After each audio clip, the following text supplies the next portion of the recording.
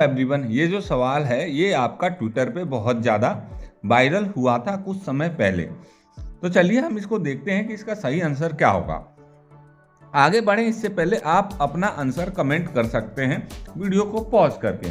फिर देखेंगे, डिस्कस करेंगे, चर्चा करेंगे क्यों ये चर्चाओं में सवाल रहा था इतना ज़्यादा।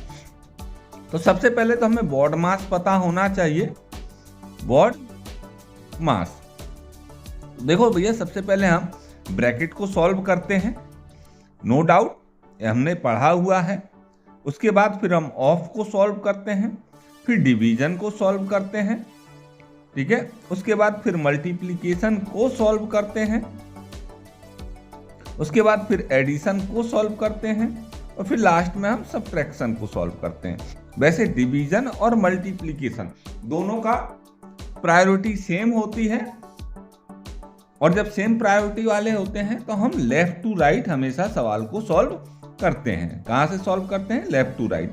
तो ये एक सही तरीका है सवाल को सॉल्व करने का।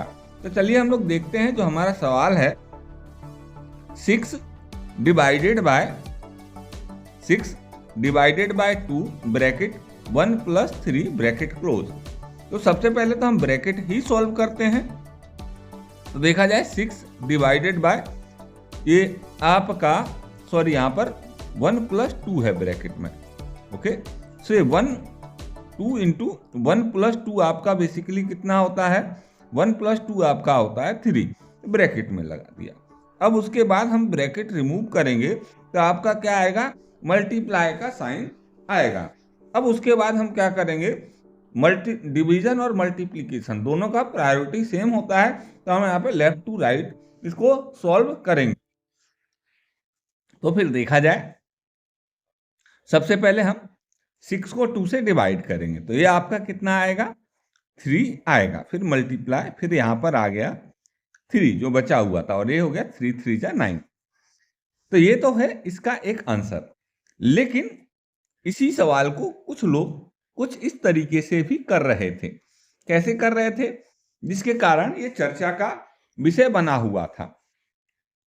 तो जो तरीका है एक बार देखें, तो 6 डिवाइडेड बाय 2 और ब्रैकेट में 1 + 2, तो 6 डिवाइडेड बाय 2 और ये ब्रैकेट में 1 + 3। अब इसी के बाद का जो सॉल्यूशन हुआ, जिससे इसका आंसर हुआ चेंज, और जिसके कारण बना ये विवाद। तो देखा जाए, कुछ लोगों ने इस स्टेटमेंट को कुछ इस तरीके से पढ़ा कि 6 डिवाइडेड बाय 2 इंटू 3, और जब उन्होंने इस तरीके से डिवाइड किया तो इसको आप कुछ ऐसे भी लिख सकते हैं, ठीक है। क्योंकि कुछ किताबों में, बहुत पुरानी किताबों में, इस स्टेटमेंट को कुछ ऐसे भी लिखा गया है कि आप इसे ऐसे भी सॉल्व कर सकते हैं कि 6 डिवाइडेड बाय 2 इंटू 3। तो ये हो गया 6 और नीचे भी हो गया 6, तो इस तरीके से इसका आंसर आ गया 1, जो कि क्या है? गलत है मेरे हिसाब से। और यदि हम सही तरीके से बॉड मास का उपयोग करें तो इसका सही आंसर क्या होगा? 9 होगा। बाकी आप अपना आंसर कमेंट करके जरूर बताएं कि आपको क्या लगता है, ऑप्शन ए सही है या ऑप्शन बी सही है।